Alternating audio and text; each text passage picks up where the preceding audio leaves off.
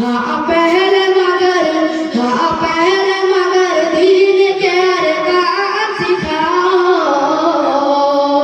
Quran Padhao,